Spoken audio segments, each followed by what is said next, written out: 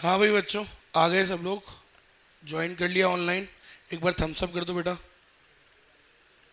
Thums up कर दो बेटा, थम्स अप कर दो। ठीक है। कोई भी डाउट आए तो हाथ खड़ा कर देना, रेज हैंड, मैं अनम्यूट कर दूंगा। ठीक है, चलो। All right. ठीक है, वैसे डाउट आएगा नहीं आज तक। 4 डाउट तो पूछे नहीं आज तक टोटल किसी ने ढंग के। चलो कोई नहीं, स्टार्ट करें। चालू कर दिया तुमने? तुम्हारे पास आ रही है क्या? आवाज नहीं आ रही? आ तो रही होगी। आएगी थोड़ी देर में, आएगी भाई। चलो भाई, तो बेटा सुनना मेरी बात।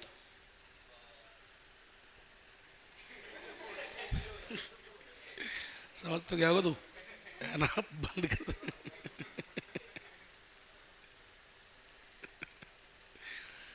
चलो। है, अब कुछ नहीं, कुछ कर ही नहीं पाएगा ऑनलाइन, मैंने सब तो बंद कर रखा है मैंने। हाँ भाई देखो बेटा, तो ना क्या कर रहे हैं आज हम, चैप्टर नंबर 6 का यूनिट नंबर 2 स्टार्ट करने जा रहे हैं। ठीक है, मेरी बात को सुनना। ठीक है, इसका नाम है डिटर्मिनेशन ऑफ, वो क्या था पिछले वाले का नाम याद है? इसका नाम क्या है? पिछले वाले का था डिटर्मिनेशन ऑफ नेशनल इनकम। इसका नाम क्या है? Equilibrium, determination of equilibrium level. ठीक है, और कीनेशियन, कीन्स भाई साहब। चलो, इक्विलिब्रियम लेवल। देखो बेटा मेरी बात को सुनना, स्टार्ट करने के लिए एक बेस बनाएंगे स्ट्रॉन्ग अपन। देखो अभी तक हमने जो पढ़ी थी यूनिट नंबर 2, यूनिट 1 है ना, यूनिट 1। आज हम चालू करेंगे यूनिट 2, है ना? सुनना, यूनिट 1 यूनिट 2। यूनिट 1 में हमने निकाली नेशनल इनकम। नेशनल इनकम कैसे निकालते हैं उसके लिए बहुत सारी वैल्यूज लेते हैं। 3 मेथड्स थे अपने पास, है ना? कितनी सेल्स करी, ठीक है, कितना सेल्स किया, फिर हमने उसमें चेंज इन स्टॉक, कितना बिका, जो बिका, ठीक है, अगर ओपनिंग स्टॉक है तो उसको हटाया, जो भी करी अपने बहुत सारी चीज़ें करी। 3 मेथड्स थे उसके अंदर, है ना? अपन ने नेशनल इनकम को फाइंड आउट किया। कौन से साल की है? करंट ईयर की कैसे निकाल सकते हैं? करंट तो चल रहा है, करंट तो चल रहा है, तो प्रीवियस ईयर की, है ना? तो हम नेशनल इनकम निकालते हैं, हमने फाइंड करी नेशनल इनकम प्रीवियस ईयर की। सही है जी? फॉर एग्जांपल जैसे अभी अपना क्या साल चल रहा है, 2026 टू 27 करंट ईयर हो गया। सही है? प्रीवियस ईयर क्या कहलाएगा इसका, बताओ? प्रीवियस ईयर क्या हुआ? 2025 से 26। सही है? Previous year, this is current year, है ना? एंड फ्यूचर में क्या हुआ इसका, आने वाला साल क्या हुआ? 27 और 28। ढंग से सुनना, कोई तगड़ी चीज बताऊंगा भाई साहब। 2027 से 28। सही है? ये नेक्स्ट ईयर हो गया, है ना? चलो अब सुनना, तो हमने जब नेशनल इनकम निकाली, नेशनल इनकम हमेशा किसके लिए निकालते हैं अपन? लास्ट ईयर के लिए, पिछले साल, है ना? तो जैसे अभी हम यहाँ पर हैं, ठीक है, अपन अभी यहाँ पर हैं, अभी अपन यहाँ पर हैं, ठीक है। तो हमने कब के लिए निकाली? पिछले साल के लिए। तो हमारे पास एक्चुअल वैल्यूज थी। क्या थी बेटा? हर चीज़ की एक्चुअल वैल्यूज, कि सेल्स कितनी हुई, ठीक है भाई, सेल्स कितनी हुई, कितना खर्चा किया, प्राइवेट ने कितना खर्चा किया, गवर्नमेंट ने कितना खर्चा किया, सारी एक्चुअल वैल्यूज थी। समझ में आ गई मेरी बात? Actual values were used, right, है ना? ठीक है, अब ये जो चैप्टर हम पढ़ने वाले हैं इसका नाम क्या है? Determination of equilibrium level of output. देश में वो लेवल फाइंड आउट करना कि किस पे इक्विलिब्रियम आएगा, किस पे इक्विलिब्रियम आएगा आने वाले साल में। समझना मेरी बात, आने नेक्स्ट ईयर हम फाइंड आउट करना चाह रहे हैं कि अगली साल हमारी जीडीपी क्या रहने वाली है। समझ? अच्छा, इक्विलिब्रियम मतलब क्या होता है भाई साहब? इक्विलिब्रियम मतलब दो चीजें बराबर होना, है ना। तो देश के अंदर इकोनॉमी में दो चीजें कौन सी बराबर होनी चाहिए, एग्रीगेट डिमांड और एग्रीगेट सप्लाई। जितना प्रोडक्शन हुआ उतनी ही क्या होगा, डिमांड, तो हम उसको क्या कहते हैं, इक्विलिब्रियम कहते हैं। सही बात है। तो हम फाइंड आउट करना चाहते हैं कि आने वाले साल में, नेक्स्ट ईयर, हमारा क्या देश के अंदर इक्विलिब्रियम लेवल ऑफ आउटपुट होगा, मतलब कितना जीडीपी होगा हमारा, ये हम फाइंड आउट करना चाहते हैं। समझ रहे हो मेरी बात, आने वाले साल में, इन फ्यूचर, मेरी बात समझ रहे हो।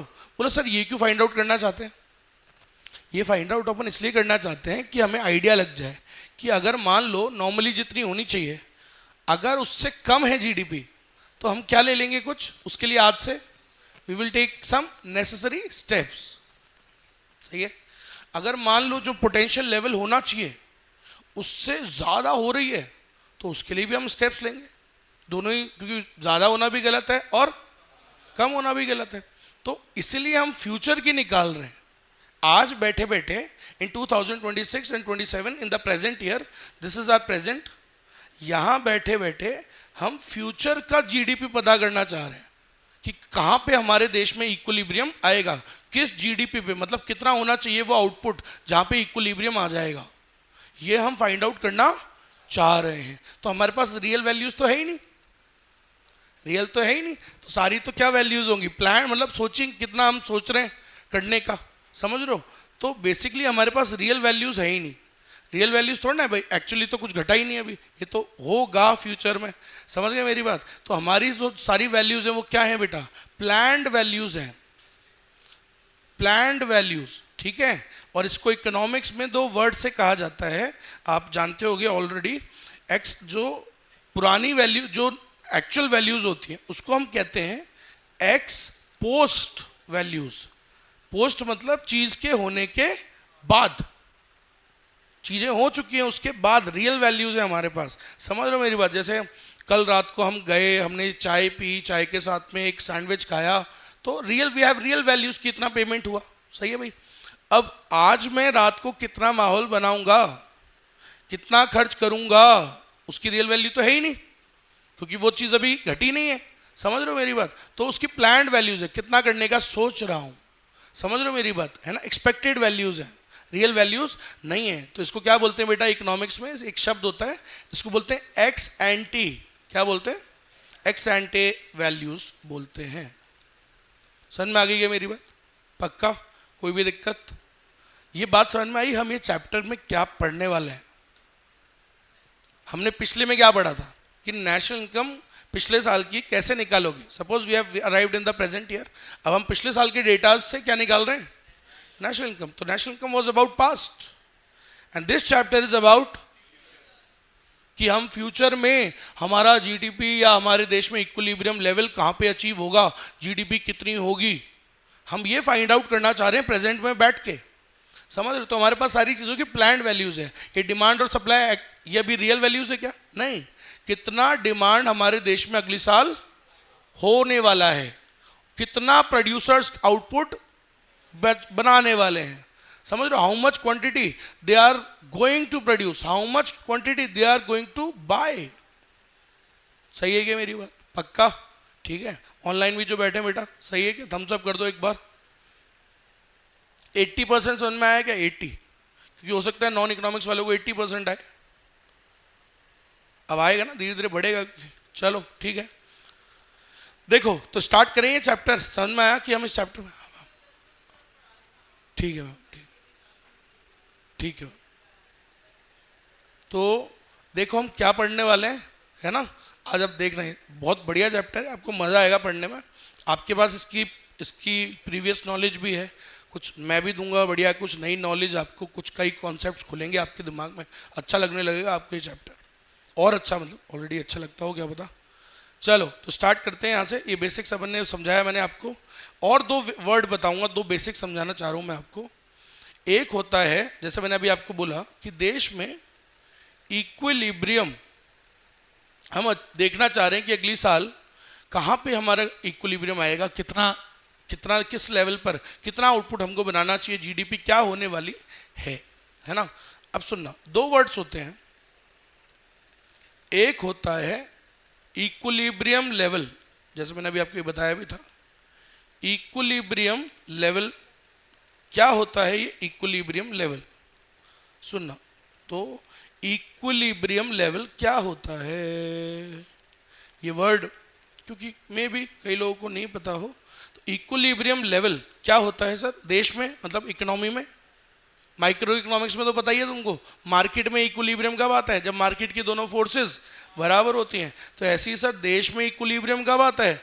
जब हमारी मतलब इकोनॉमी में इक्विलिब्रियम कब आता है? जब हमारी इकोनॉमी की दो बड़ी फोर्सेस बराबर होती हैं। कौन सी हैं वो दो forces? Aggregate demand and aggregate supply.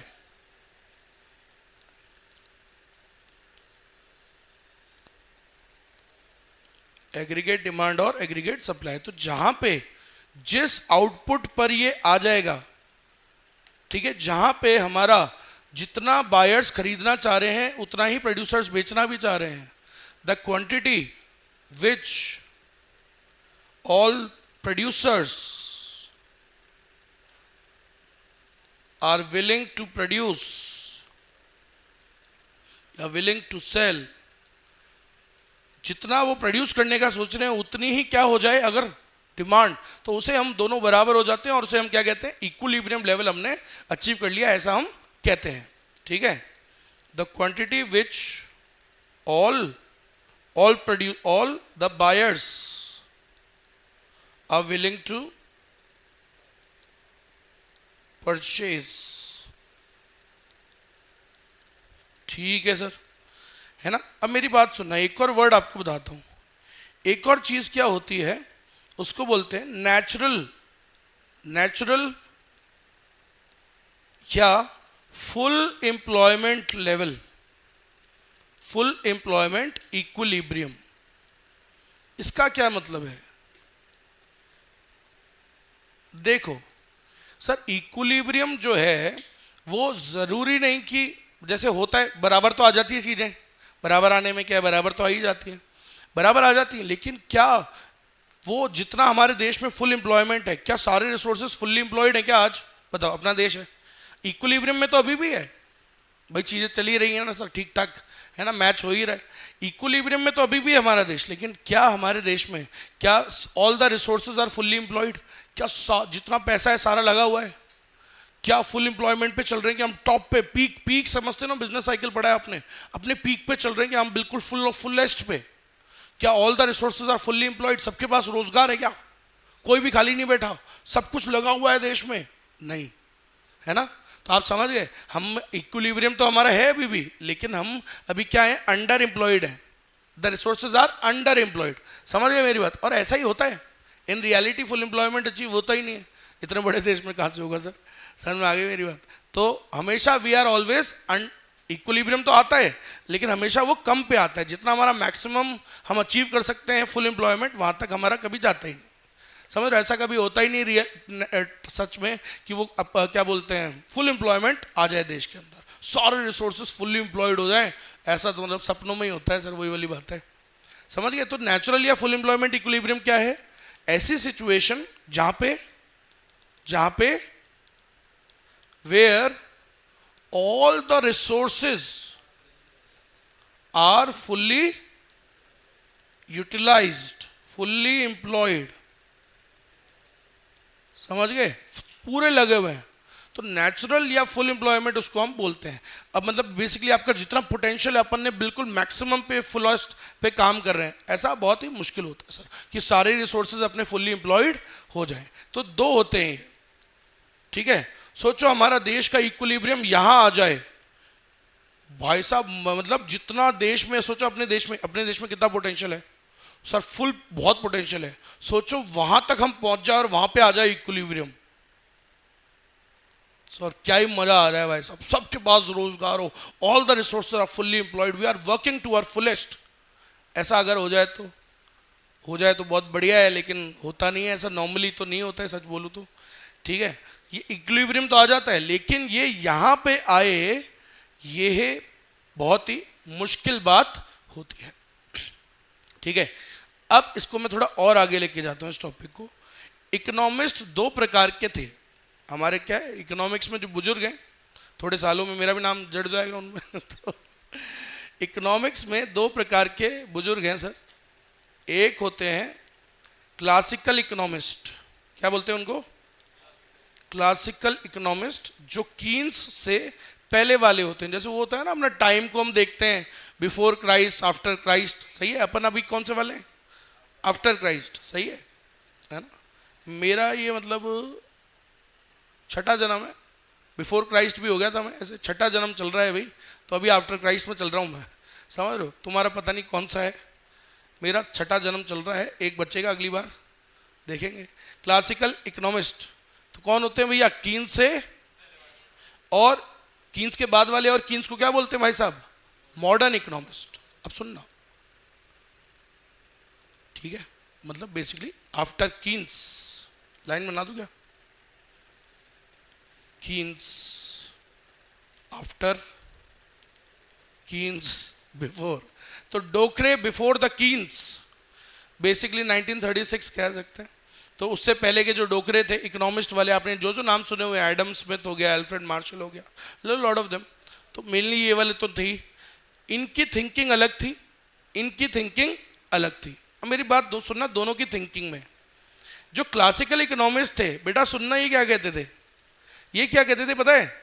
ये ऐसे कहते थे कि देश में ना इक्विलिब्रियम अपने आप अचीव हो जाता है, अपने आप हो जाएगा, सेल्फ ऑटोमेटिक इक्विलिब्रियम होता है अपने आप। कभी अगर डिमांड ज्यादा है और सप्लाई कम है, एक्सेस डिमांड हो जाएगा, तो अपने आप क्या हो जाएगा? चीज प्राइसेस बढ़ जाएगी, समझ रहे हो। प्राइसेस बढ़ने से क्या हो जाएगा सर? डिमांड कम हो जाएगा और अपने आप आ जाएगा बराबर।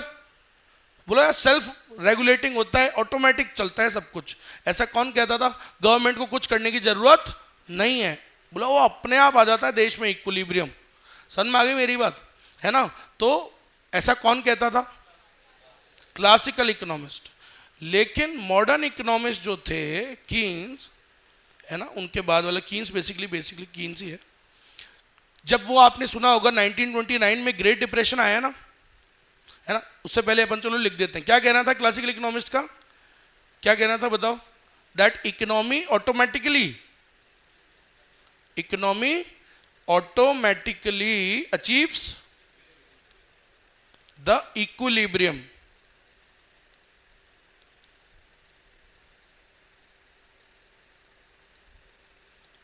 कौन सा वाला?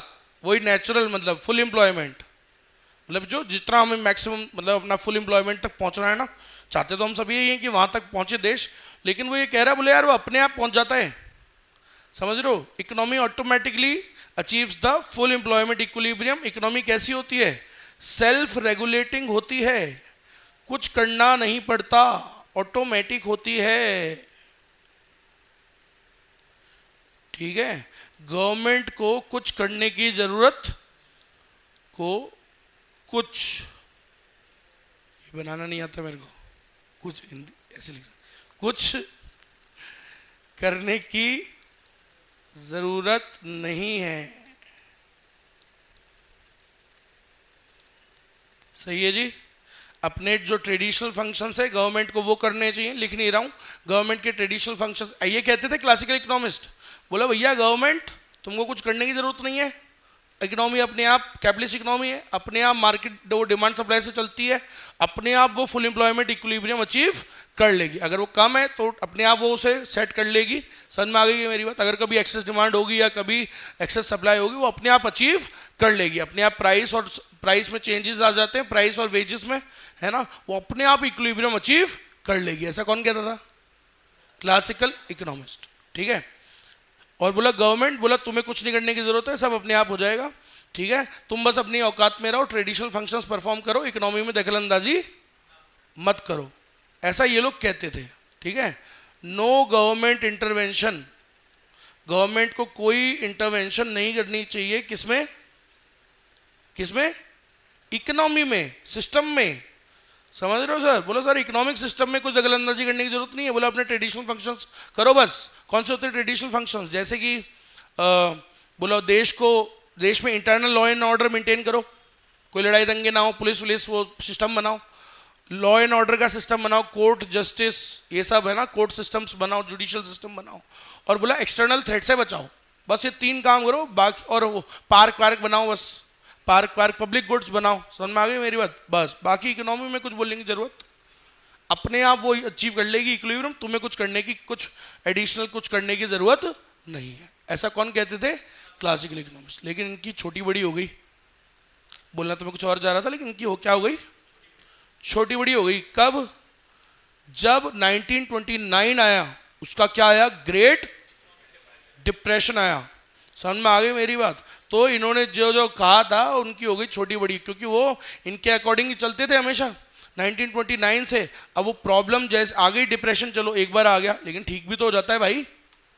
तो लेकिन वो ठीक ही नहीं हुआ इनसे, ठीक है, क्योंकि इनके अकॉर्डिंग जो इन्होंने क्या बोला था गवर्नमेंट को कि भाई कुछ करने की जरूरत नहीं होती, अपने आप अचीव कर लेता है। बाबा जी का घंटा, कुछ अचीव नहीं हुआ। 4-5 साल हो गए, लंका लग गई दुनिया के अंदर, खुद की तो लगी दुनिया में और लगा दी भाई, स्प्रेड हो गया ना, ये सब जगह होना ही था, ठीक है। और पूरा मासिव अनएम्प्लॉयमेंट, मैंने फोटोज दिखाई थी शायद आपको ना, दिखाई तो होगी यार फोटोज, ग्रेट डिप्रेशन की थोड़ी बहुत, तुम्हारे बैच में नहीं दिखाई होगी?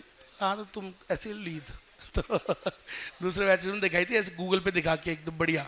बहुत भयंकर मासिव अनएम्प्लॉयमेंट था, बुरा बेरोजगार, सोचो दुनिया में 4-5 साल तक डिप्रेशन आना, लोएस्ट लेवल पे इकोनॉमी होना, बहुत बुरे हालात थे, भयंकर वाले, समझ रहे हो?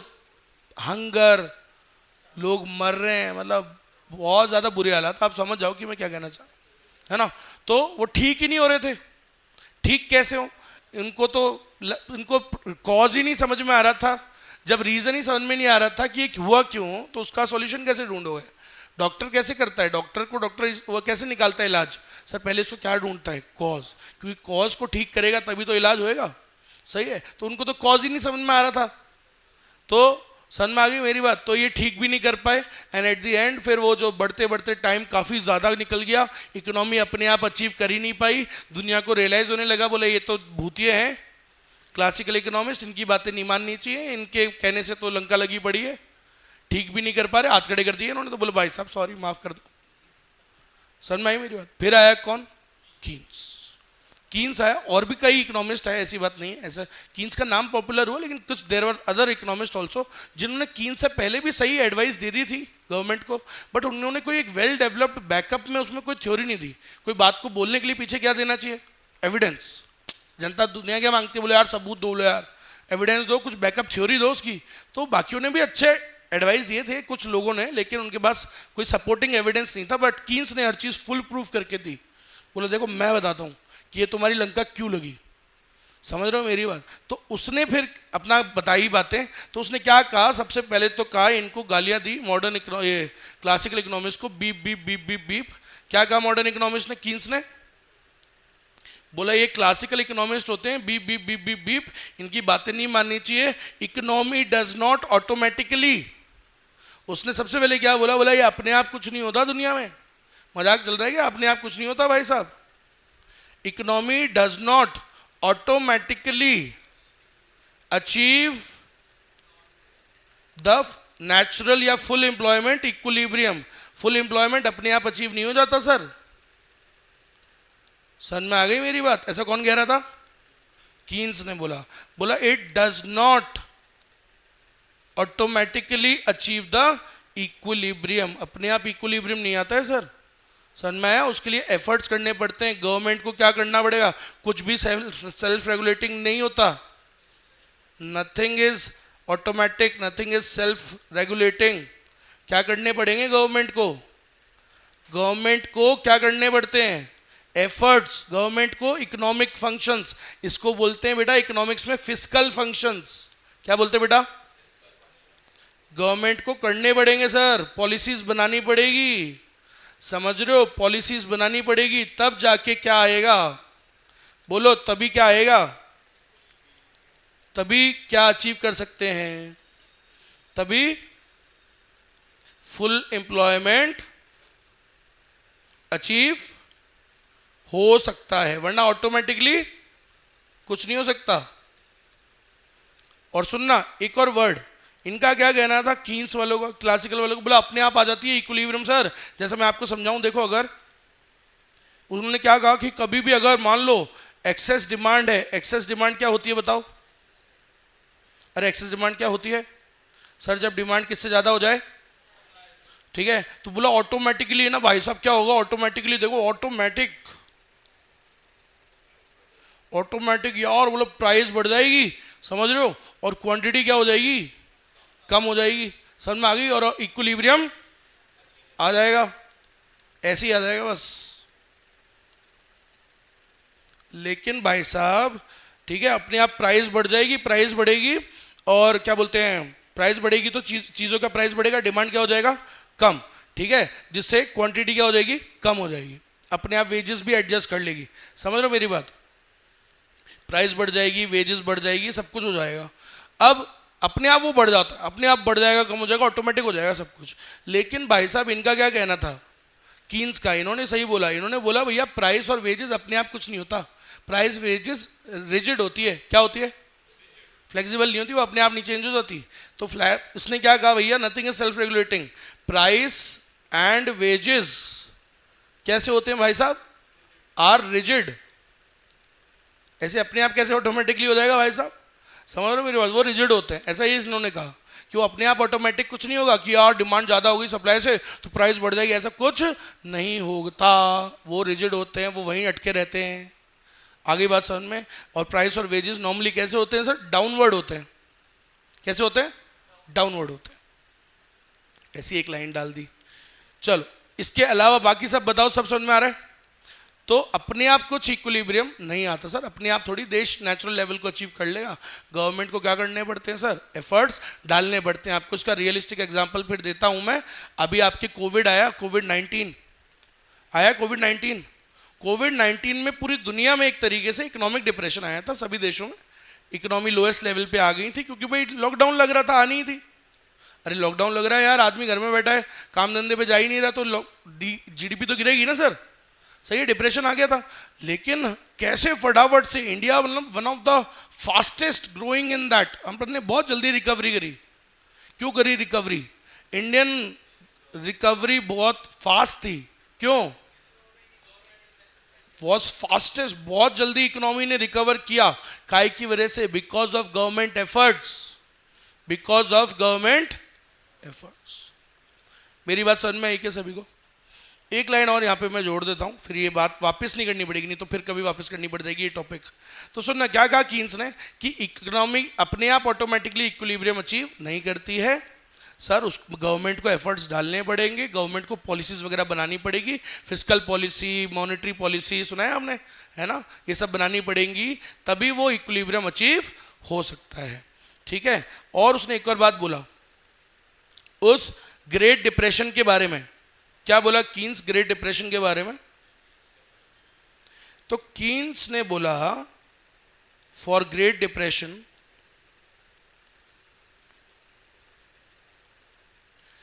और ये अपने बिजनेस साइकिल में भी पढ़ा था, उसने मेन रीजन क्या माना था इसका ग्रेट डिप्रेशन होने का, मेन रीजन किसको माना था? 3 स्टोरी नहीं पढ़ाई थी मैंने, 3 एग्जांपल्स पढ़ाए थे कि ग्रेट डिप्रेशन की एक स्टोरी समझाई, उसके बाद आईटी बबल बर्स्ट पढ़ाया था, है ना, हाँ करेक्ट, चश्मेश गुड, ताली बजाओ इसके लिए, बाकियों को याद नहीं की थी तुमको, ताली बजाओ। तो कीन्स ने क्या कहा था, बिल्कुल सही है, वही बात यहां आ रही है, देखो फिर से आने वाली वही बात, कीन्स फॉर ग्रेट डिप्रेशन, क्या माना उन्होंने, रीजन क्या है ग्रेट डिप्रेशन का, क्या था, fall in the level of,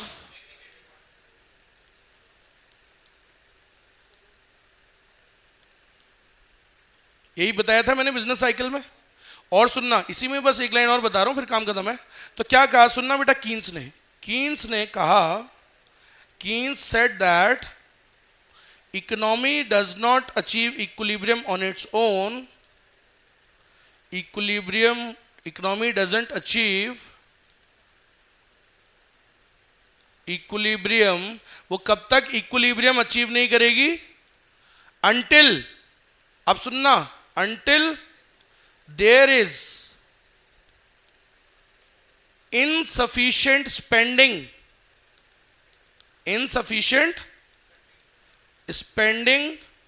in the economy।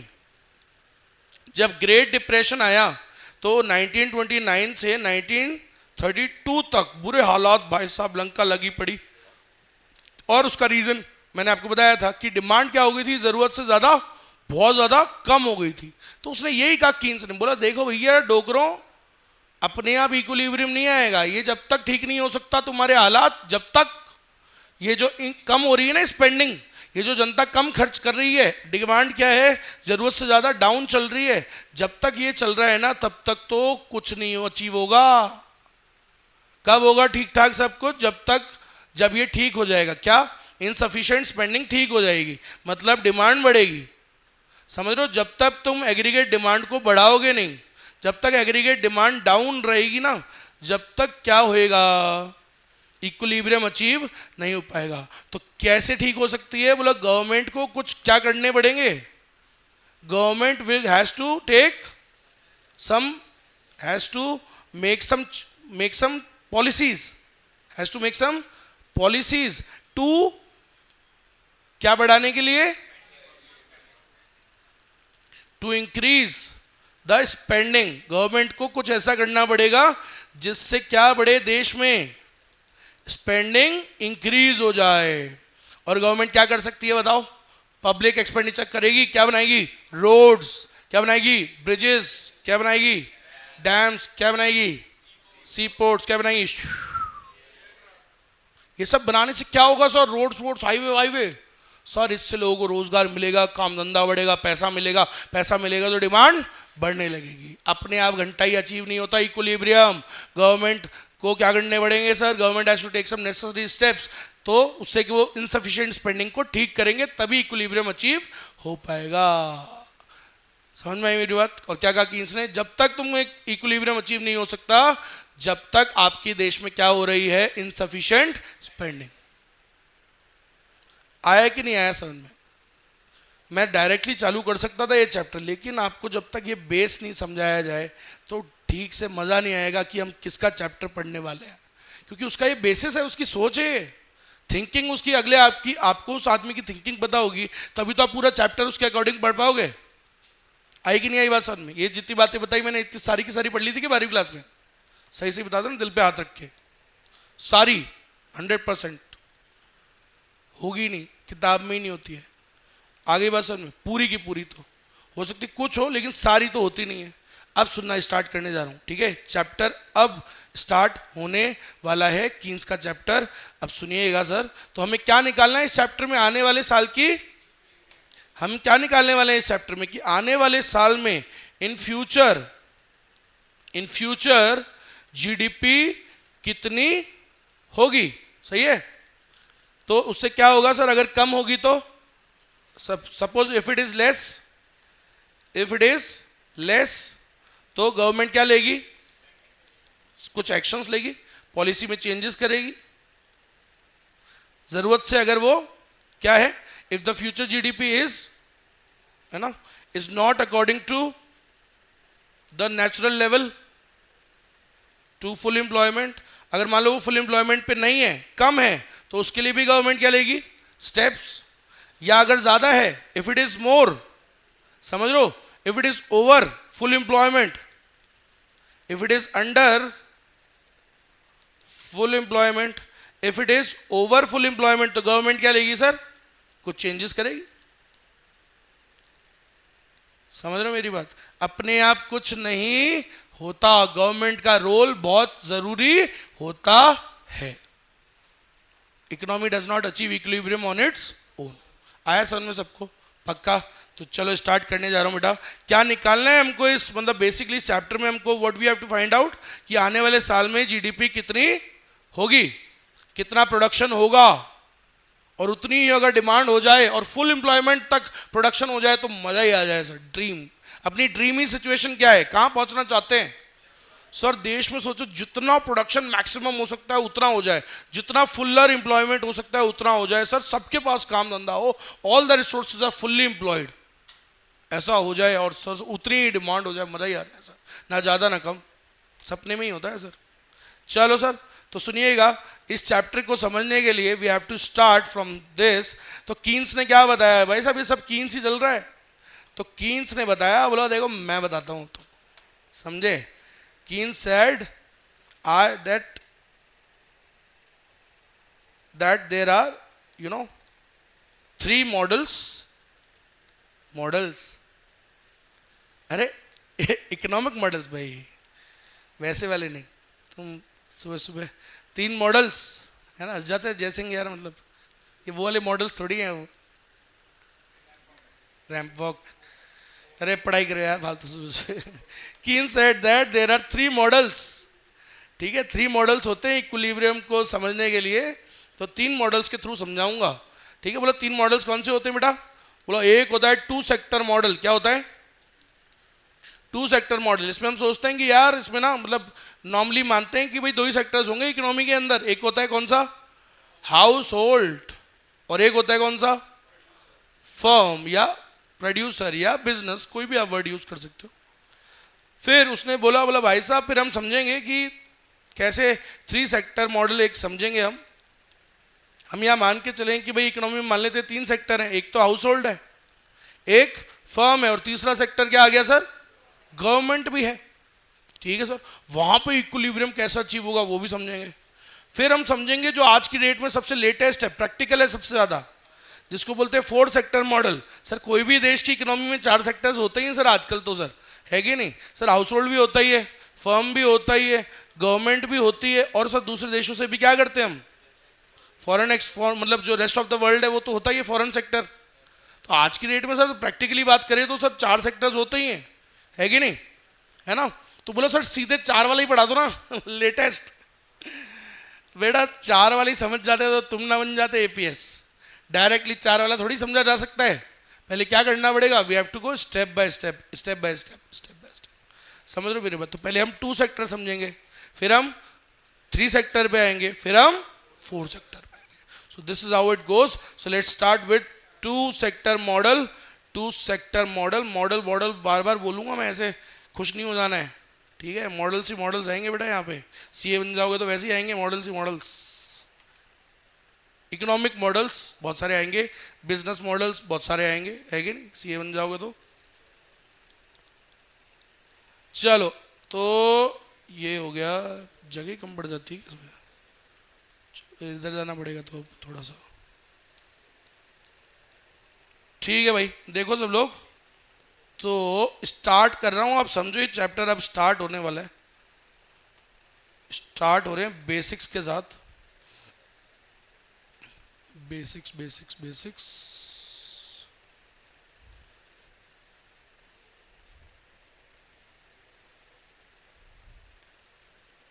ये सब बहुत ही खतरनाक चीजें हैं।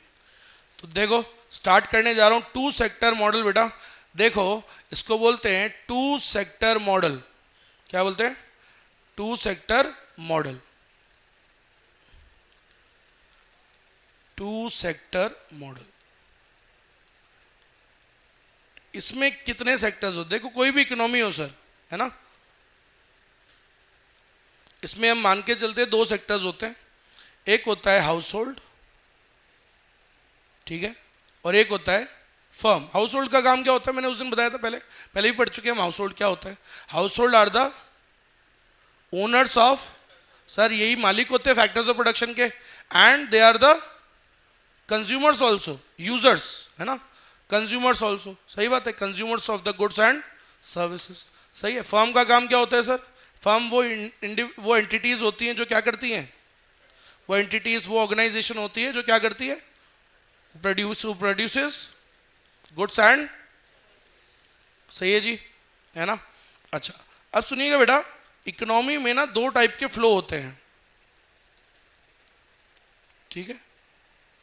Economic flows are of 2 types और ऑफ 2 टाइप्स। मतलब इकोनॉमी में 2 ही चीजें फ्लो करती हैं सर। एक होता है बेटा रियल फ्लो, क्या बोलते हैं, और एक होता है मनी फ्लो। सुनना, रियल फ्लो, मनी फ्लो, इनके अलग अलग नाम भी होते हैं। इसको फिजिकल फ्लो भी बोलते हैं, इसको मनी फ्लो को नॉमिनल फ्लो भी बोलते हैं। बेसिकली सर रियल फ्लो क्या होता है? सर रियल में जो गुड्स होते हैं, गुड्स एंड सर्विसेज, उसका फ्लो होता है ये। इसमें क्या फ्लो होंगे? एक गुड्स फ्लो होते हैं, है ना। इसमें क्या फ्लो होता है? पैसा, मनी फ्लो होता है। ठीक है, मनी का फ्लो होता है। सुनना क्या मतलब है सर, नहीं आ रहा समझ में सर? देखो अब आएगा। देखो दो सेक्टर होते हैं, हाउस होल्ड और फर्म, है ना। अब देखो रियल फ्लो में क्या होता है, दोनों से पैसे का कहीं भी एक्सचेंज नहीं होगा। किस चीज का एक्सचेंज होगा सर? गुड्स का, सर्विसेज का। अब आप सुनना कैसे चालू होता है खेल सर। सबसे पहले सर फर्म गुड्स और सर्विसेज बनाता है, ऐसे ही बना लेता है। ऐसे ही कैसे बना लेगा सर? जब तक हाउस होल्ड उसको सर्विस फैक्टर सर्विसेज नहीं देंगे। तो पहले क्या होता है, पहले हाउस होल्ड है ना, पहले हाउस होल्ड क्या देता है फर्म्स को? बोलो क्या देता है? फैक्टर सर्विसेज देता है। उसके बिना थोड़ी गुड्स बन सकते हैं, सही है। कुछ ना भाई, गुड्स बनाने के लिए क्या चाहिए होते हैं? फैक्टर्स ऑफ प्रोडक्शन चाहिए। तो हाउस होल्ड क्या देता है उनको? फैक्टर सर्विसेज, मतलब फैक्टर्स ऑफ प्रोडक्शन, इनपुट्स। बिना इनपुट्स के बना लेगी क्या फर्म? क्या चाहिए सर? लैंड, लिखिए लेबर, कैपिटल। तो देखो हाउस होल्ड ने क्या दिया फर्म को? पहले अपने इनपुट्स दिए, अपने फैक्टर सर्विसेज दी, तभी तो वो गुड्स बना पाएगा। ठीक है सर। अब बताओ फर्म उन चीजों से, उसकी हेल्प से क्या बनाता है? फिर क्या बना के दे देता है हाउस होल्ड को? Goods and services. तो फर्म क्या प्रोड्यूस करके देता है? Goods and services. समझो एक एग्जांपल देता हूं। मैं कॉन्सेप्ट्स में आया, 8 बजे आया हूं, काम कर रहा हूं अपनी इस फर्म को मैं क्या दे रहा हूं? अपनी सर्विस। सही बात है। फिर सुनना, फिर मैं इसको सर्विसेज दे रहा हूं, फिर मुझे इससे पैसे वैसे मिलते हैं। फिर शाम को मैं क्या करता हूं? फिर माहौल बनाता हूं, तो वो पैसा किसी फर्म के पास जाता है। वो फर्म मेरे को क्या देती है? गुड्स और सर्विसेज। तो ये फर्म ही तो है, ये एक ही फर्म की बात नहीं होती है। मैं आपको बता दूं, ये इंडिविजुअल की इकोनॉमिक्स थोड़ी चल रही है, माइक्रो इकोनॉमिक्स, देश की बात चल रही है। सारे हाउस होल्ड्स, सारे फर्म्स, सारे सोचो, सारे हाउस होल्ड्स क्या करते हैं सर? फैक्टर सर्विसेज देते हैं फर्म्स को। फर्म्स बदले में क्या बना के देते हैं उनको? उसके बदले, मतलब पैसे वैसे तो अलग होते हैं सर, उसके बदले क्या गुड्स क्या बना के देता है? गुड्स और सर्विसेज। तो ये कौन सा फ्लो हुआ? क्या एक्सचेंज हो रहा है सर? ये गुड्स की बात चल रही है, देख लो आप, है ना। इसको सिर्फ गुड्स की बात करी हमने, तो इसको बोलते हैं रियल फ्लो। अब मनी कैसे फ्लो होता है सर? यहां पैसे का फ्लो एक्सचेंज होगा। अब आप देखो पैसे कैसे एक्सचेंज होंगे। एक हाउस होल्ड होता है, एक होता है फर्म। बताओ पहले पैसे कौन किसे देगा? सर हाउस होल्ड ने क्या दिया था बताओ उसको? हाउस होल्ड ने उसको फैक्टर सर्विसेज दी थी कि नहीं दी थी? Household gave factor services to the firms. तो अब फर्म्स उसके बदले क्या देगी? पैसे। तो पैसे कहां से चालू हो रहे हैं? पहले फर्म देगी सर। हाउस होल्ड ने उसको सर्विसेज दी, तो फर्म पहले क्या देगी सर? पैसे। तो देखो फर्म विल गिव, देखो पैसे, एरो देखो arrow, firm will give factor payments. Factor payment देगी सर, क्योंकि सर्विसेज के बदले पैसा देना पड़ेगा ना। लैंड के बदले क्या देना पड़ेगा? रेंट। लेबर के बदले वेजेस, फिर इंटरेस्ट, फिर प्रॉफिट, ये देना पड़ेगा। पैसा किसके पास पहुंच गया? हाउस होल्ड के पास। अब हाउस होल्ड इस पैसे को कहां खर्च करता है? चीजों पे, और वो पैसा किसके पास पहुंच जाता है? किसी ना किसी फर्म के पास। आई बात समझ में, है ना। तो हाउस होल्ड फिर उस पैसे को खर्च करता है। ये किसकी एक्सचेंज, किसका फ्लो हो रहा है? वो पैसा किसी ना किसी वापस से देखो किसी ना किसी फर्म के पास पहुंच गया। ठीक है। तो ये पैसा देखो कैसे पहुंचा, किस रूप में पहुंचा? हाउस होल्ड ने क्या किया? खर्चा। तो हाउस होल्ड शाम को क्या करता है भाई? शाम को माहौल बनाता है, कंजम्पशन एक्सपेंडिचर करता है, काय पे? On goods and. खर्चा किया ना, खर्चा पैसों में तो करते हैं खर्चा। तो बेटा आप देख रहे हो, यहां पे बस इतनी सी बात बताने की थी कि वहां पे सिर्फ गुड्स ही गुड्स है, उसका एक्सचेंज हो रहा है। यहां पे पैसों का एक्सचेंज हो रहा है बस। अब असली में जो इकोनॉमी होती है, वहां पे ये दोनों चीजों को जोड़ दिया जाता है, दोनों का एक मिक्स कर दूंगा मैं, वो होता है हमारा फ्लो। ठीक है, टू सेक्टर मॉडल। तो देखो आपको दिखाता हूं, अब इन दोनों को जोड़ देंगे अपन। मेरी बात सुनना, हो सकता है अगर अभी तक ये नहीं समझ में आया आपको दोनों, तो अब आ जाएंगे आपको, क्योंकि अब दोनों को जोड़ के साथ में दिखाऊंगा अब आपको। तो देखो सर, टू सेक्टर मॉडल क्या होता है सर? टू सेक्टर मॉडल के अंदर एक होता है आपका हाउस होल्ड, एक होता है आपका फर्म। अब सुनना, ये दोनों को जोड़ेंगे, है ना। अब देखो कहानी कहां से चालू होती है सर? सबसे पहले सर हाउस होल्ड क्या देता है? प्रोडक्शन फेज पढ़ा है नेशनल इनकम में, 3 फेज में चलता है सर। पहले क्या होता है? गुड्स एंड सर्विसेज बनते हैं, लेकिन किसकी मदद से? हाउस होल्ड की मदद से। हाउस होल्ड क्या देता है पहले बताओ? सर हाउस होल्ड देता है उनको फैक्टर्स ऑफ प्रोडक्शन। जिसको हम फैक्टर सर्विसेज, मतलब कुछ ना कुछ देता है, फैक्टर सर्विसेज देता है। किस रूप में? फैक्टर्स ऑफ प्रोडक्शन के रूप में। इनपुट्स देता है, लैंड, लेबर, कैपिटल, एंटरप्रेन्योर देता है। समझ में आ गई मेरी बात? अब देखो मिक्स कर रहे हैं ना। अब फर्म इन सर्विसेज के बदले क्या देती है उसको? पेमेंट्स देती है, पैसे देगी। तो इसके बदले फर्म उसको क्या देती है? Factor payment. भाई आप किसी को सर्विस देते हो तो बदले में क्या मिलता है आपको? पैसे मिलते हैं। मैं कॉन्सेप्ट में काम करता हूं, मुझे बदले में पैसे मिलते हैं, तो फैक्टर पेमेंट्स मिलेंगे। फर्म मेरे को क्या देगी? Factor payments in form of rent, wages, interest, profit. पैसे आ गए मेरे पास, और पैसे से मैं क्या करूंगा? फिर माहौल बनाऊंगा। हम ये मान के चलते हैं मैं पूरा माहौल ही बनाऊंगा, कुछ सेव नहीं करूंगा, क्योंकि अभी इकोनॉमी में दो ही तो सेक्टर्स हैं, कोई और है ही नहीं। दो ही तो हैं, जगह ही दो हैं सिर्फ। एक फर्म है, होती है दुकान है, और एक में सन में कोई तीसरा है ही नहीं कोई। हम दोनों के बीच में तो पूरा का पूरा पैसा खर्चा ही होता है। तो अब ये देखो मेरे पास पैसे आ गया, हाउस होल्ड ने क्या दिया बोलो फर्म को?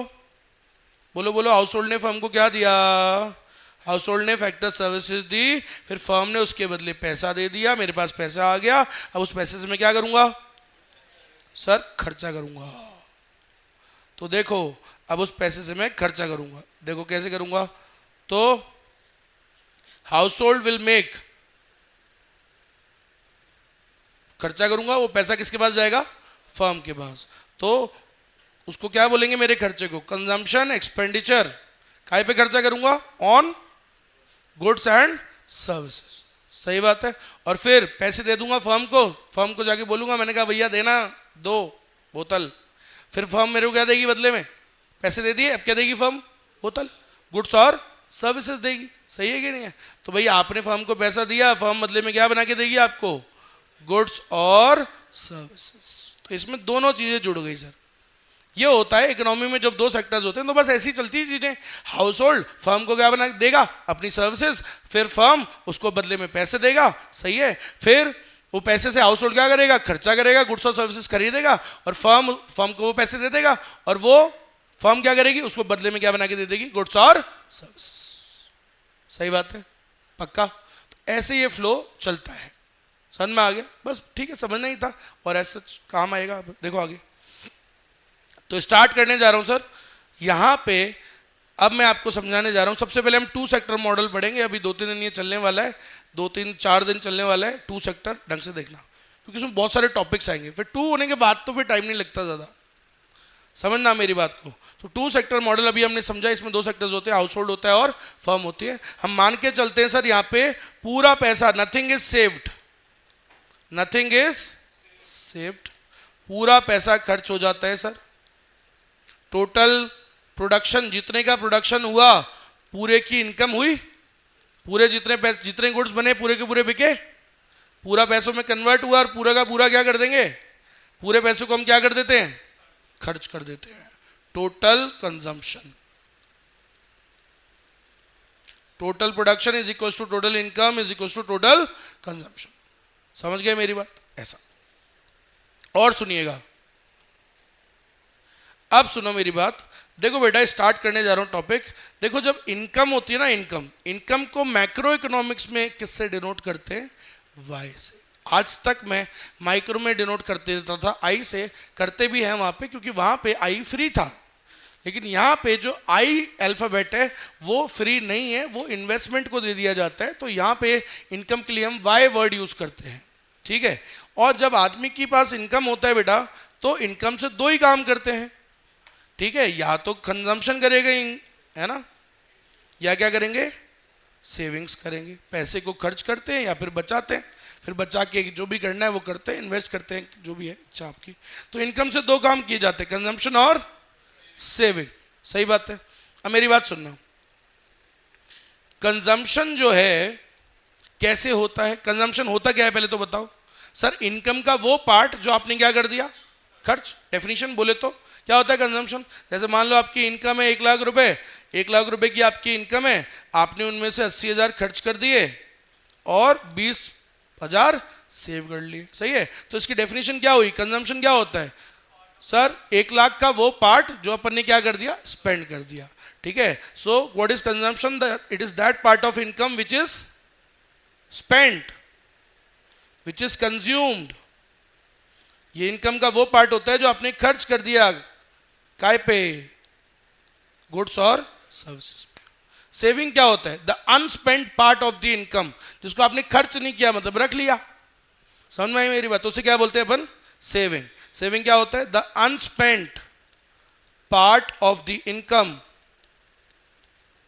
ठीक है, या और it is the part of the income which is not, जो खर्च नहीं किया वो बचा ही तो लिया, दो ही तो काम होते हैं, विच इज नॉट कंज्यूम्ड। सही है, चलो, तो ये मीनिंग समझ में आया आपको। अब कंजम्पशन का बिहेवियर कैसे होता है बेटा सुनिएगा। मैथ्स होती है ना, मैथ्स भाई साहब बहुत ताबड़तोड़ सब्जेक्ट है मेरा, बहुत ही फेवरेट सब्जेक्ट है। नंबर 44 ही है लेकिन सब्जेक्ट फेवरेट ही है मेरा, ठीक है, मज़ा ही आता था उसमें, है ना। स्कूल वाला काम देता था टीचर, मैं कर नहीं पाता था, फिर मैं कुछ जो लिख के देता था वो समझ नहीं पाता था, ठीक है, तो बहुत शानदार सब्जेक्ट था, है ना। तो टीचरों को गिव अप करते हुए देखा है मैंने तो मेरे सामने मतलब टीचर गिव अप कर जाते थे, बोला भाई साहब आप ही हो सर बोला आप बहुत ही ज़्यादा पढ़ लिए आप तो सुनिएगा, एक चीज़ होती है फंक्शन मैथ्स में ना, तो उसमें क्या होता है ना, दो वेरिएबल्स का क्या समझाते हैं अपन, रिलेशनशिप समझाते हैं, ठीक है। So it is the basically relationship, mathematical relationship between two variables. हमारे बीच में नॉन इकोनॉमिक्स वाले बच्चे भी बैठते हैं तो उनको पूरा ध्यान रख के उनके हिसाब से बताता हूँ मैं हमेशा। तो फंक्शन मतलब क्या होता है, वैसे तो आप सब लोग मैथ्स वाले हो, मेरे से ज़्यादा ही जानते हो। फंक्शन मीन्स दो चीज़ों का, दो वेरिएबल्स के बीच में रिलेशनशिप, एक्स होता है और एक वाई वेरिएबल है ना। तो हम हमेशा कैसे कहते हैं सर कि सर जो अपना एक्स है वो किस पे डिपेंड करता है, X is a function of Y, सही है। दो वेरिएबल है सर, एक्स किस पे डिपेंड करता है, वाई पे डिपेंड करता है, सही है। तो एक्स डिपेंड करता है तो एक्स तो हो गया डिपेंडेंट वेरिएबल, वाई मस्ती से चलता है, वाई क्या हो गया, इंडिपेंडेंट वेरिएबल, सही बात है। खैर वो बताने की तो कोई जरूरत नहीं है। तो वैसे ही हमारा जो ये अभी हम समझेंगे कि कंजम्पशन कैसे काम करता है, कैसे फंक्शन करता है। तो अब हम यहां एक वर्ड जोड़ दूं, कंजम्पशन। कंजम्पशन कैसे काम करता है, किस पे डिपेंड करता है, बताओ मेरे को। फोड़ दो। तो सर अभी मैं समझाऊंगा कि कंजम्पशन कैसे काम करता है, कैसे फंक्शन करता है। सुनो कैसे करता है, मेरी बात सुनना बेटा। कंजम्पशन फंक्शन कैसे करता है, किस पे डिपेंड करता है, बताओ। सर कंजम्पशन कितना खर्चा करोगे आप, किस पे डिपेंड करता है, आपकी इनकम पे और काय पे डिपेंड करता है सर। इनकम खूब होगी तो खूब खर्चा करोगे, कम होगी तो कम खर्चा करोगे, पॉजिटिव रिलेशन होता है, सही है कि नहीं है भाई। कंजम्पशन काय पे डिपेंड करेगा, सी इज इक्वल्स टू काय पे डिपेंड करेगा, इनकम पे डिपेंड करेगा आपकी, सही है क्या। इनकम असली में यहाँ वाई नहीं बोलते बेटा, स्कूल में बोलते होंगे वाई, वो स्कूल था, यहाँ वाई डी बोलते हैं। क्या बोलते हैं, डिस्पोजेबल इनकम, ठीक है।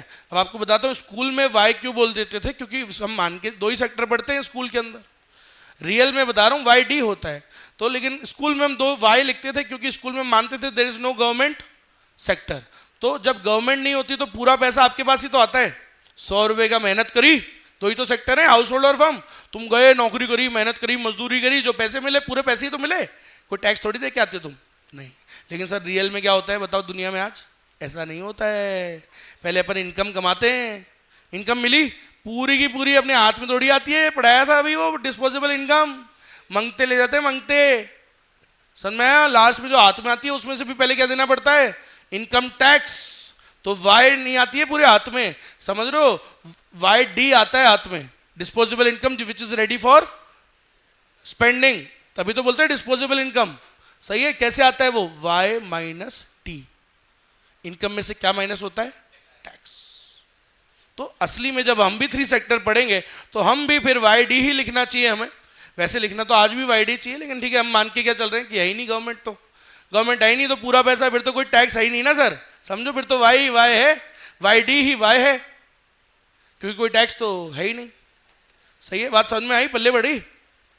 तो सुनिएगा सर, ठीक है, तो अभी के लिए हम क्या लिख देते हैं, Y, because since we are learning 2 sector model, but लेकिन बाकी सेक्टर्स में याद रखना बेटा, बाकी सेक्टर्स में याद रखना, ये तो 2 सेक्टर हो गया, इन बाकी सेक्टर्स क्या होता है, C is equals to F Y T होता है। और वाई डी क्या होता है जरा बताना तो, डिस्पोजेबल इनकम कैसे आती है सर? सर पहले इनकम में से क्या ले जाते हैं वो टैक्स, फिर जो बचता है वो आप क्या कर सकते हो, खर्च कर सकते हो फिर वो आप। अरे बात समझ में आई क्या? टी क्या है? टैक्स है, टैक्स। वाई क्या है? इनकम है। और वाई डी क्या है? अरे वाई डी क्या होता है? Disposable income. समझ में आ गई है मेरी बात? ठीक है, अब सुनना तो ठीक है, अभी एक बार के लिए उसको भूल जाओ, वो बाद में होने वाला है। तो अभी जो होने वाला है उस पर फोकस करते हैं, वो तो बात की बातें हैं बाद में। ठीक है, 3 सेक्टर में 4 सेक्टर में ये होता है।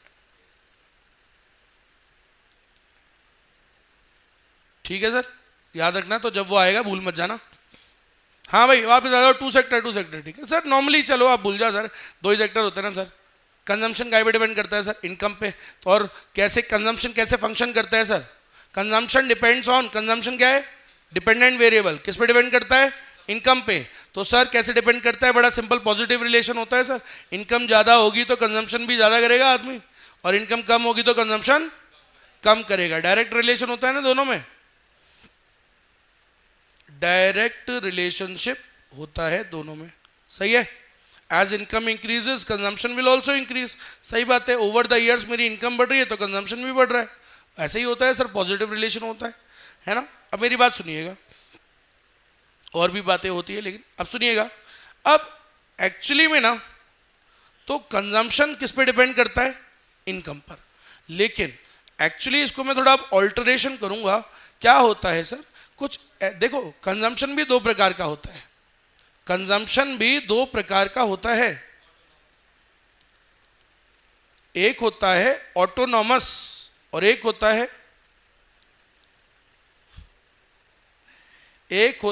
ऑटोनॉमस, एक होता है इंड्यूस्ड।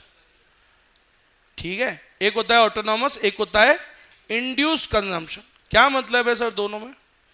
इसका मतलब ये होता है बेटा, ऑटोनॉमस का मतलब वो कंजम्पशन जो इनकम पे डिपेंड नहीं करता। ठीक है, वो होएगा ही होएगा, वो तो अपन को करना ही करना है, डिफॉल्ट होता है, वो तो हम करेंगे ही करेंगे, चाहे इनकम हो या ना हो। इनकम कितनी भी हो वो तो हम फिक्स है, हमारा इतना कंजम्पशन तो हम करेंगे ही करेंगे। समझ रहे हो मेरी बात? तो this consumption is not dependent on income, this consumption is not dependent on income, चाहे हो या ना हो। भिखारी भी तो खर्च करता है। जिंदा रहने के लिए जो हमें जरूरी है सर, सर्वाइवल के लिए, that minimum level of consumption, चाहे जीरो भी इनकम हो तो भी आदमी करता है। अरे चाहे इनकम जीरो हो तो भी आदमी करता है ना, जीने के लिए कुछ तो जरूरी है सर। चाहे भीख मांगता है, कुछ भी करता है, लाता है, कुछ ना कुछ खाता है, तो कुछ ना कुछ खर्चा करना तो जरूरी है सर, चाहे इनकम हो या जीरो लेवल पर भी कर रहा है ना। आप खुद सोचो तो इनकम से तो कहाँ डिपेंड कर रहा है? अरे जीरो आदमी की इनकम है, भिखारियों की इनकम क्या है भाई? जीरो है ना, फिर भी खर्चा कर रहे हैं ना सर, कुछ तो जरूरी है ना करना। तो उसको बोलते हैं ऑटोनॉमस कंजम्पशन। ये वो कंजम्पशन होता है विच इज नॉट डिपेंडेंट ऑन, बोलो, जो किस पे डिपेंड नहीं करता।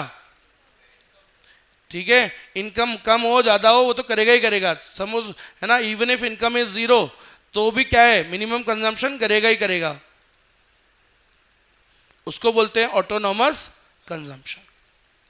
आज अपन भी हैं, चाहे मेरी इनकम भगवान ना करे मान लो जीरो हो जाए, तो भी अपन को एक जिंदा रहने के लिए मिनिमम कंजम्पशन तो अपन करेंगे, चाहे कहीं से लाए, चाहे चोरी करे, डकैती डाले, चाहे सेविंग्स तोड़े, करेगा ना आदमी। इनकम भाई कैसे जिएगा, नहीं तो भाई जिंदा कैसे रहेगा, भूखा तो नहीं रहेगा।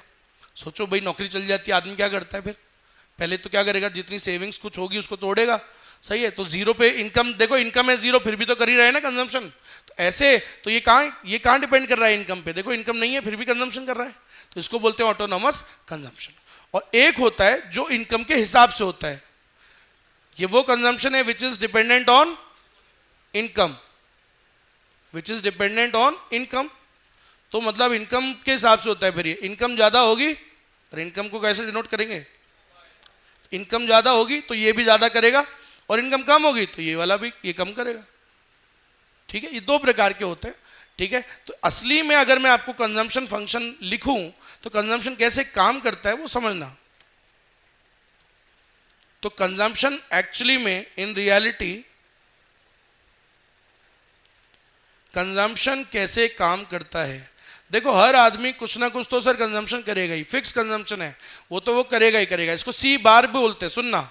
ऑटोनॉमस कंजम्पशन को क्या बोलते हैं बेटा अपन? सी बार, मतलब ये फिक्स कंजम्पशन है, वो करेगा ही करेगा, चाहे जीरो हो तो भी करेगा।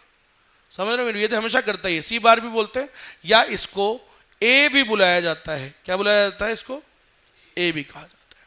तो सर ए, ठीक है, ऑटो मतलब पहले अगर आप सी बार कह लो, चलो, तो कुछ ना कुछ तो आदमी कंजम्पशन करता ही करता है। ये कौन सा वाला हो गया?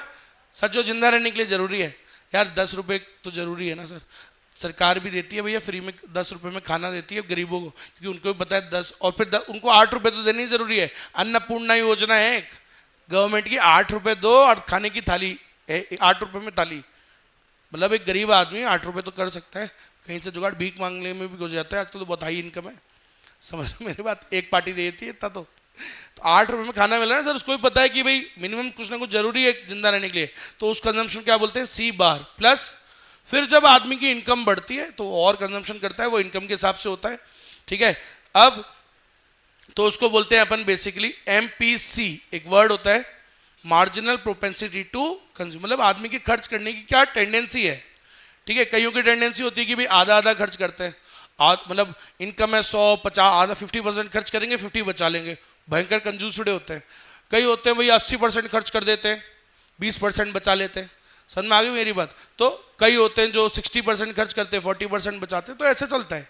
तो एमपीसी क्या होता है? आपका क्या टेंडेंसी है खर्च करने का, है ना, पढ़ेंगे इसके बारे में और सारी बातें पढ़ेंगे हम।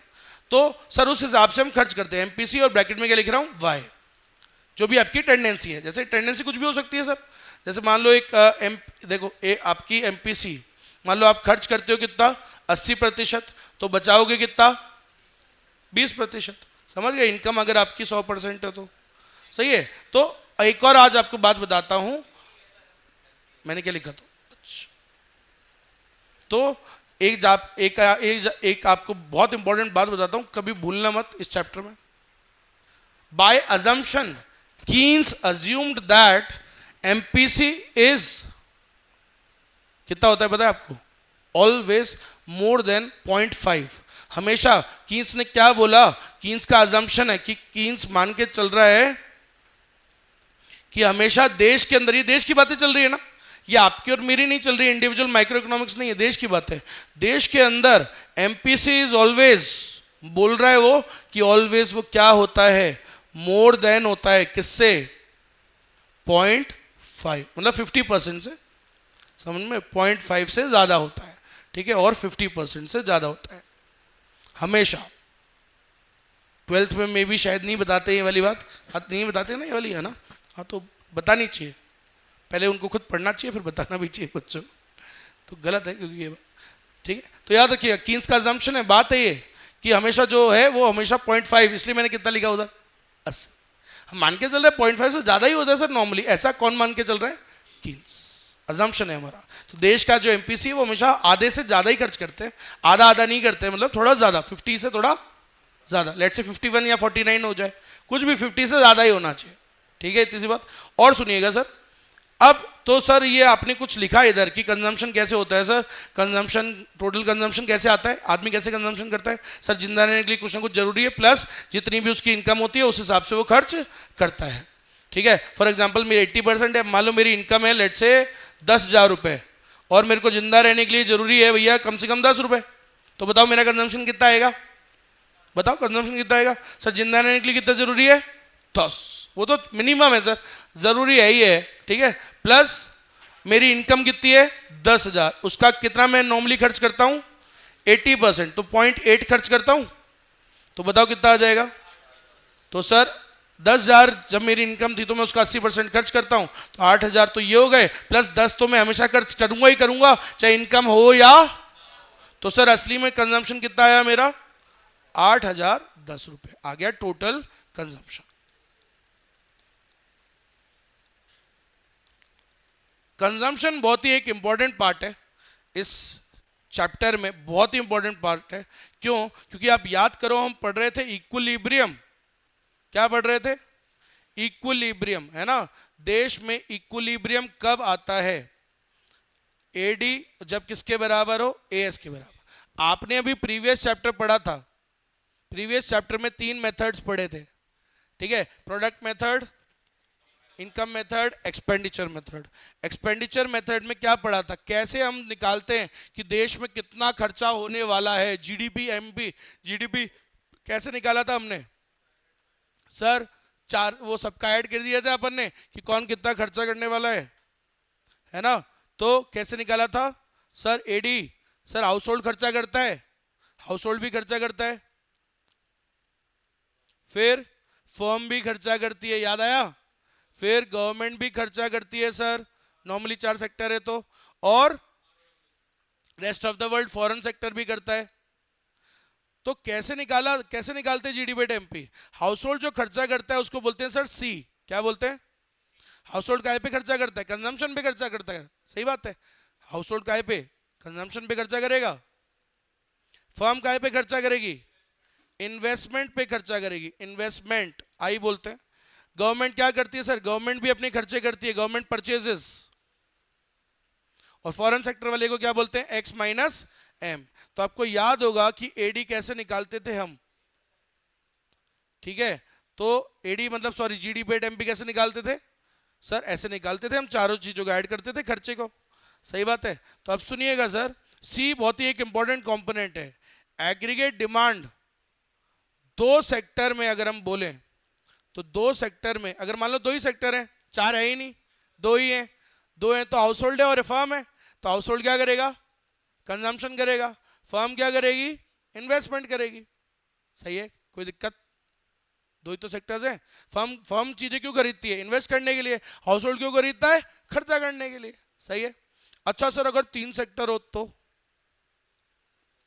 तीन हो जाए तो कौन से होते हैं तीन सेक्टर, हाउस होल्ड, फर्म और गवर्नमेंट। तो सर हाउस होल्ड जो करेगी कंजम्पशन के लिए खरीद रही है, खरीदेगी, और फर्म इन्वेस्टमेंट करने के लिए करेगी, और गवर्नमेंट वाले को क्या बोलेंगे, जी, ठीक है। अगर सर चार सेक्टर हो तो एग्रीगेट डिमांड कैसे आएगी देश में सर, क्योंकि चारों डिमांड करेंगे सर, सी हाउस होल्ड करेगा कंजम्पशन पे के लिए, फर्म करेगी इन्वेस्टमेंट के लिए, गवर्नमेंट करेगी गवर्नमेंट देश के लिए, plus X minus M net export. तो ऐसे करके चार सेक्टर में, तो आप समझो मैं आपको क्या बताना चाह रहा हूं, मैंने ये अभी अर्ली बता दिया, थोड़ा सा जल्दी बता दिया पहले ही, ये बाद में आता, लेकिन मैं आपको ये इसलिए बताना चाह रहा था, इसका एक जो बहुत इंपॉर्टेंट कंपोनेंट होता है वो क्या होता है बेटा,